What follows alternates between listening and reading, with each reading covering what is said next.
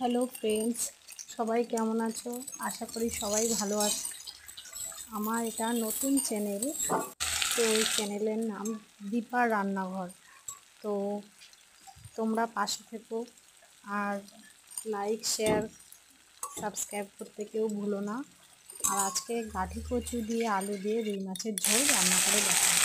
প্রথমে আমি আলু আর কচুরমুখিটা নুন হলুদ দিয়ে ভেজে নিয়ে হালকা, তারপরে কড়াইতে তেল দিয়ে পাঁচফোড়ন দিয়ে তারপরে আমি এটা সিম্পল কোনো মশলা ছাড়াই এটা রান্না করেছি। তো শুধু কাঁচা ঝাল আর শুকনো লঙ্কা দিয়ে হালকা শুকনো লঙ্কা আর কয়েকটা কাঁচা ঝাল দিয়ে পেস্ট করে আমি এই কচুরমুখিটা কষিয়ে নিচ্ছি। ভালো করে কষানো হয়ে গেছে। এখন তরকারিতে এবার জল দিয়ে দেবো, উষ্ণ গরম জল দিয়ে দেবো। আমি এখানে 2 কাপ উষ্ণ গরম জল দিয়ে দিয়েছি। এবার তোমরা যতটা লাগবে এখানে জল ততটাই তোমরা দিয়ে নেবে। কচুরমুখিতে একটু জলের পরিমাণটা লাগে।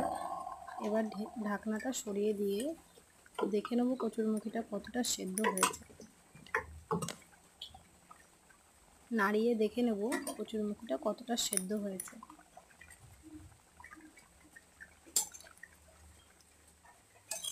এভাবে করে নাড়িয়ে নিলে সব কচুরমুখির গায়ে ভালোভাবে সেদ্ধ হয়ে যাবে। ঢাকনাটা সরিয়ে দেখে নেব যে তরকারিটা কতটা গাঢ় হয়েছে। দেখুন অনেকটাই গাঢ় হয়ে এসেছে।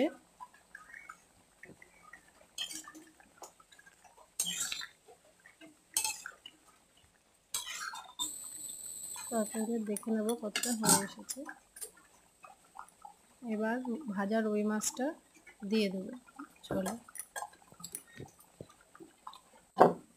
এবার ঢাকনাটা সরিয়ে দেখে নেব তরকারিটা দেখুন অনেকটাই হয়ে এসেছে।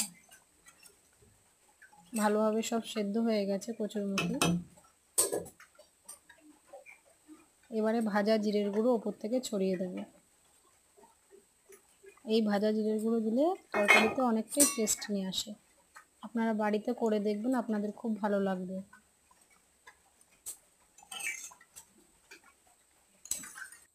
আমার কচুরমুখি দিয়ে রুই মাছের ঝোল রেডি।